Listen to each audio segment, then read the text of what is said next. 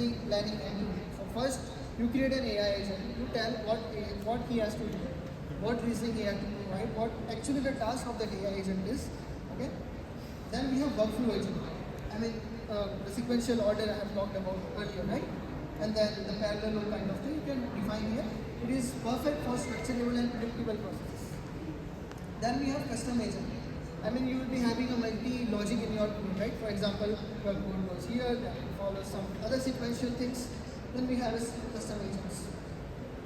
So the first thing is, before creating an AI agent, you will be gathering requirement. What the purpose of AI agent is, what he will do, right? Which model it will be requiring. What is your scenario? Whether you want to generate a video or generate anything. For example, if you want to extract some text from the video, or let's say I have a Kubernetes, I have GCS. So let's say I want to connect to my Kubernetes cluster. I want to fetch the reports data. I want to send my logs from Kubernetes cluster to GCS bucket. So for that kind of logic, first thing is you need to define the goal and scope, then design the agent, build the agent, for example, for whatever the flash models you will be using to deploy, and then you will be having your local machine to test that agent, if it is working properly or not, right? And then tracing, debugging, it is working properly or not, how much response time we get from deploying an agent or something. And then after that, you will be evaluating your agent. This is very important step, to evaluate and retrying that. And then, if you think my results are accurate, you will be deploying that AI agent to a cloud platforms. Like if I talk about GCP, we have deployed Vertex AI engine, we have Cloud Realm, and then we have GK and all on. Okay? So this is the ADK ecosystem. Not only AI agent deployments, ADK comes with web interface also. So there is an ADK web, okay, in which you can see whatever the functions you have written in the code. You can see how they are flowing. Like you can see the response time of that particular code, how much time it is taking to execute that code, where it is getting called. Okay, all kind of in the graph way manner. Okay, and you can just type, you can just go and just do a prompt kind of thing, and then we have something like that. So then orchestrating, we have callbacks as well. So also about session management. Let's say we have deployed an AI agent and we have to store the state, right? So as Siraj talked about the state of the application, right? In production system and branch, it is very necessary to actually have that kind of logic. So we can use Cloud SQL, we can use MCP as a toolbox, which is just recently invented from the community. So you can use MCP as well as a toolbox to interact your ADK agents with MCP. Okay, and also we can go ahead. We can store your data in Spanner. You can store your data in BigQuery. You can store your data in AlloyDB. So whatever comes in your mind, you just have your approaches ready, and then we can go ahead with it. So this memory management, artifact management, you want your response of ADK to be stored in some kind of archival storage, like so we have a GCS kind of stuff. So there are plenty of options available. There are plenty of flags available, you can see. So this is all about the ADK ecosystem. Okay, and then definitely this is the debugging. Let's take an example of you're just creating an AI agent that will search the flight kind of things. Okay, so you need to test how much response time it is taking to build that, how much API response is getting, right, while deploying the code. So that is the important, obviously, models. So yeah, this is the example that I was talking about. ADK interacts with MCP. How many of you use MCP? Just POC anyone has done, right? So many people. Yeah. So you just open a cloud, so cloud. Okay. Just add your MCP toolbox, tools.yaml file. Just go to Google and just type MCP toolbox. You'll be getting a tools.yaml file there, and you can just add the database name, project ID of Google Cloud, and then you can just start with that MCP toolbox. Okay. We have Cloud SQL, we have Spanner, we have BigQuery, then we have Neo4j, and then BigGraph. So this is the ADK. It will interact with the MCP toolbox, and then you can just call to the third-party providers and GCP services. Okay. Then where to deploy your agents? Once you have created your agent.py file, The next step is to deploy somewhere, right? So what are the options available in GCP? So first thing is Vertex Agent AI Engine. Okay, who has used Cloud Run? Anyone here? Okay. And we have, so as you can see the green boxes, right? This is managed by Google, and this is self-managed box at the right hand side, right? So you can just deploy it on Docker, you can deploy it on GKE, and on that. So I'll be showing you a demo in which we will be creating a Python agent, AI agent, and we will be deploying on a Cloud Run. Okay? So these are the options. So Vertex agent, AI agent is specifically designed for AI workloads. Then we have Cloud Run. Okay, this is very simple to use. You don't need to create a Cloud Run. There is a command ADK deploy Cloud Run command. You just create a GCP project and just type that command. The thing is, the dependency, only the prerequisites are, you should have agent.py in your current directory, and from there you should type that command. Okay, and then we have a GKE cluster. So this is thing that he has made my agent with ADK memory to his reasoning, but still denied an output.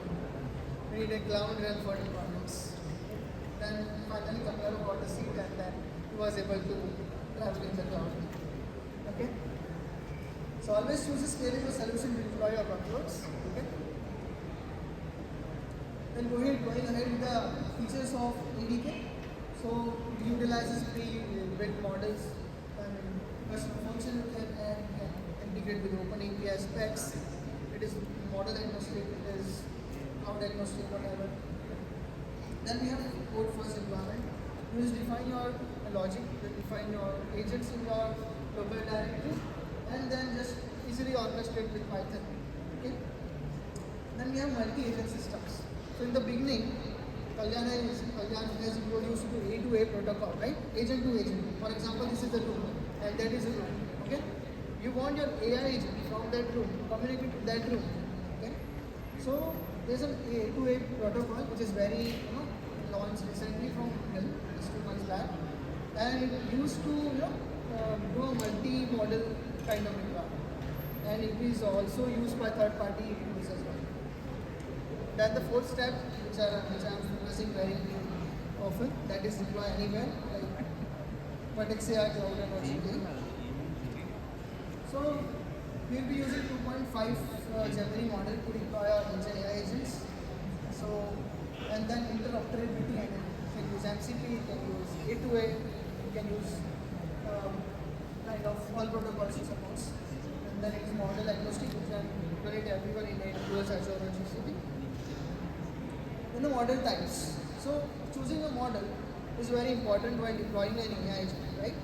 So you can go with 2.5 Pro, 2.5 Flash, 2.0 Flash. You can see why 2.0 Pro is used, while it is used for high capability. 2.5 is used for performance of high order capability, and if you are very new to cloud and AI, you just start with Flash 2.0. So yeah, this is the architectural flow. First thing is you will be creating your Python code. Then we have an ADK web command through which you will be actually, it is a visualization platform. It will show you how your AI agents are configured and which functions are getting called when. Okay, and this is the architecture for Cloud Run. So as soon as I type Cloud Run deploy, right? So it will have no need to write a Docker file, no need to give anything. You just have your agent.py, requirement.txt file, net.py, just type this command adk web dot, and whole bunch of stuff will automatically provision for you. No need to do anything. No need to create a Docker file. No need to do anything. No, you don't need to create a Cloud Run also. So it will, it will ask you what is the name of the Cloud Run you have to create, and after you have typed that, it will automatically create a Cloud Run. On top of it, it will deploy your code to Cloud Source repository. How many of you have heard Cloud Source repository? 1, 2, 3. Yeah. Just like GitHub, Google has its own repository for Cloud Source repository where you can internally store your code. The thing is, you should have the viewer access of that if you want to delegate support. Then this is the architectural flow.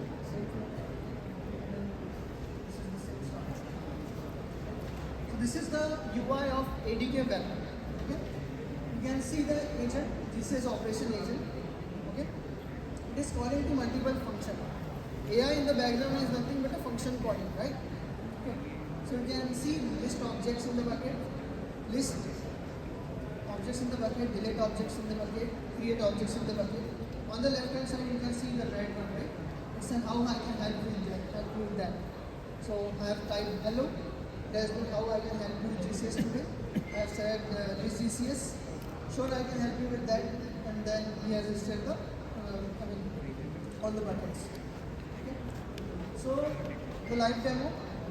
Proceeding ahead with the live demo, what we are building today. We are creating a Python AI agent code in which we will be defining 4 functions. First function will actually list the buckets. Second function will list the objects inside the bucket. Third function will create the bucket. And fourth function will delete the bucket. Okay. This is the automation that I have just created a Python code that will interact with your AI agent. Okay. So this is the file hierarchy. So if you don't know how to, if you are very new to AI agent, this is the demo that is most beneficial to you. You just have 4 files in your machine. Okay, agent.py file, requirements.txt file, .environment file, and init file. And the next question would be, what should we add inside these files, right? The first file is from dot import agent.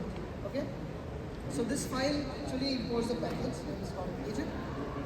Then we have a second agent.py file in which we will be actually defining the model that we will be using. We will be using Gemini 2.5/0/001. From the first line, this is Google AGK import agent. Then you can see the model name here. We have a root agent. We have the helpful assistant and the description of the agent and instruction. What the agent would be doing, right? Then we have .environment file. So if you are using Vertex AI, you can just do true or 1. If you are using Cloudrun, just do it false or 0. Okay? And then you can create your own Gemini key and just enter here.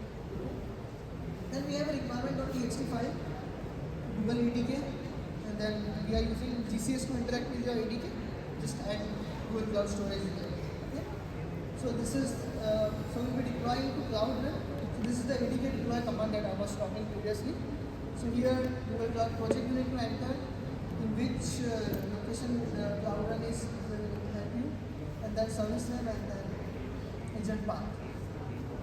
If you deploy to agent engine, so this is the very recent announcement that Google did. Like previously we were able to deploy to Cloudrun only with the ADK command. Now in ADK 1.2, you can deploy directly from agent engine. Okay? Just type your project ID, just type your storage bucket to store the artifacts, and then it will take it from here. Okay? If you want to deploy to GKE, the same manual process, write a Docker file, create requirement.txt file, deploy your manifest, create Helm charts, and then store it. This is the AI agent, how it looks like. Okay? We will list the buckets, we will list the objects, delete the object, and create the object. Okay? These are the 4 functions that we will be focusing today. And then your code is here. I will at the end of the day, and at the end of the slide, I will be giving the presentation, just scan it and then go ahead with it. Okay? Can all scan?